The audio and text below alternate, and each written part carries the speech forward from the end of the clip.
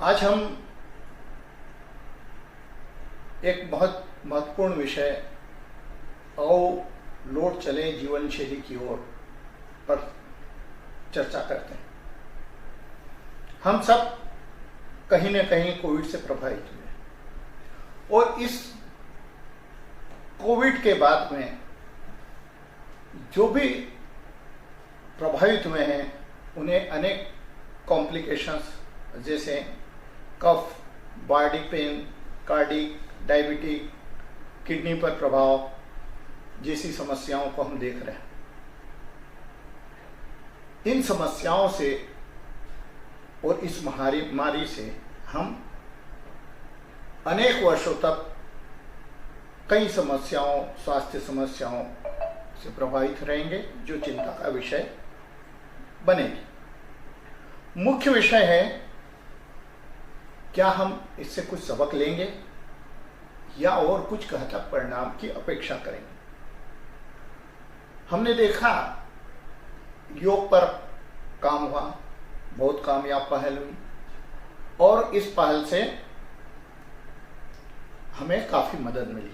भारत जो है, हमारा देश कोविड में काफी सफल रहा, किंतु एक बहुत महत्वपूर्ण चीज है जिस पर हमने सोचना होगा कि हमारा भोजन कैसा है।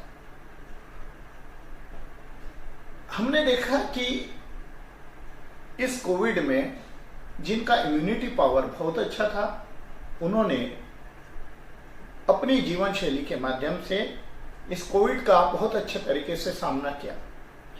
पर अनेक ऐसे प्रकरण रहे, अनेक ऐसे उदाहरण रहे जहां पर कोविड ने इस तरीके से अटैक किया कि जिसकी कल्पना नहीं की जा सकती। तो आओ हमें यह सोचना पड़ेगा कि क्या हम प्राकृतिक जीवन शैली जो एक हमारा अभिन्न अंग है, जिस पर हमको काम करना चाहिए, उसको अपने जीवन में उतार पाएंगे।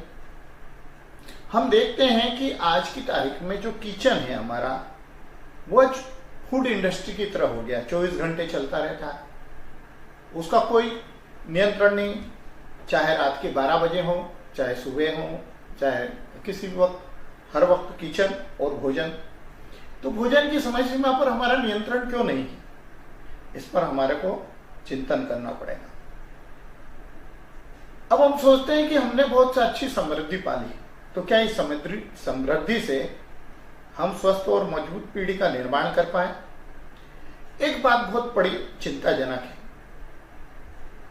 भारत में 54 करोड़ आबादी 18+ के बाद की, यानी यदि हम चिंतन करें कि 137 करोड़ के देश में केवल 43 करोड़ 43 करोड़ ही बच्चे, यह जो ग्राफ गिर रहा है दिन प्रतिदिन बच्चों का या युवा पीढ़ी का, यह किस ओर इशारा कर रहा है, इसको हमको देखना पड़ेगा। हम भारत को विश्व गुरु बनाना चाहते हैं, किंतु एक उदाहरण हमारे पास में बहुत अच्छा है कि पूरा विश्व भी मिलकर के चीन से मुकाबला नहीं कर पा रहा है और उसका बहुत कारण है उसकी आर्थिक क्षमता, जिस पर हमको चिंता करना पड़ेगी। जैसे दवाइयों के बारे में बात करें तो पूरा विश्व रॉ मटेरियल के दवा के लिए उस पर चीन पर आधारित है। ऊर्जा की बात करें जो एक बहुत महत्वपूर्ण सेगमेंट है, और अभी जो है ऑयल के बारे में आत्मनिर्भरता के लिए ई व्हीकल्स की और वैकल्पिक संसाधनों की चर्चा आम हो रही है। अनुमान है कि 2040 तक यह एक महत्वपूर्ण सेक्टर होगा। उस पर बनने वाली लिथियम बैटरी जो लगती है, वह भी चीन से ही बनती है। मोबाइल उपकरणों की बात करें तो पूरा विश्व चीन पर बना।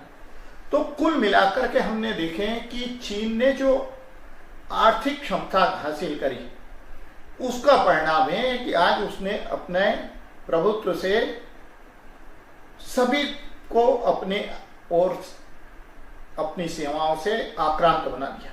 यह एक बहुत खतरनाक संकल्प है। जब तक हम आत्मनिर्भर नहीं बनेंगे, तब तक हम कितनी भी बात कर लें, कोई लाभ नहीं होगा। इसलिए भारत को यदि हमारे देश को मजबूत बनाना है तो हर राजनयिक, प्रशासनिक अधिकारी और नागरिक को चिंतन करना होगा। हमें भ्रष्टाचार मुक्त भारत और ऐसे रोजगार जिससे हम युवा शक्ति का पूर्ण उपयोग मजबूत राष्ट्र निर्माण में कर सके। आज हमें एक समग्र आंदोलन की जरूरत है और मैं ये कहूंगा कि आर्थिक आपातकाल की जरूरत है। मेक इन इंडिया का नारा हमने जरूर दिया, किंतु हम उस पर ईमानदारी से पहल कर पाए ऐसा लगता नहीं। हमारे देश का अधिकांश युवा और वृद्ध आजकल टेक्नोलॉजी का शिकार है। हमारा अधिकांश समय फिजिकल एक्टिविटीज के बजाय मेंटल एक्सरसाइज का शिकार है। गत कुछ वर्षों में हमने देखा तो समर्थ भारत की बजाय विज्ञापन वाले बाजार पर हम ज्यादा निर्भर हैं। हम लाख कोशिश कर ले, कोरोना से थोड़ी स्थिति सुधरती है, लोग होटलों की ओर भाग जाते हैं। लोगों का बढ़ता वजन, मानसिक तनाव, ये चिंता का विषय है। फास्ट फूड, कोल्ड ड्रिंक्स, आयातित तेल, ऐसे अनेक विषय हैं जो स्वस्थ भारत के निर्माण में बाधक हैं। तो इसके हमें परिणामों के बारे में हमको चिंतन करना होगा। आज जरूरी है कि हम प्राकृतिक जीवन शैली और हम आहार पर ध्यान दें।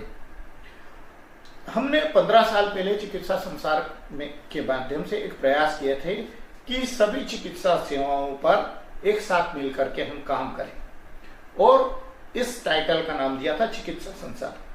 हमने फरवरी में 2019 में एक कार्यशाला आयोजित करी कि कैसे हम रिसर्च करें और उसमें एलोपैथ, होम्योपैथ, आयुर्वेद, योग, नेचुरोपैथी के तमाम एक्सपर्ट्स और डॉक्टर्स को हमने बुलाना है। मौलाना आजाद मेडिकल कॉलेज में ये एक नई शुरुआत थी कि रिसर्च मेथोडोलॉजी की ओर भारत को बढ़ाया जाए।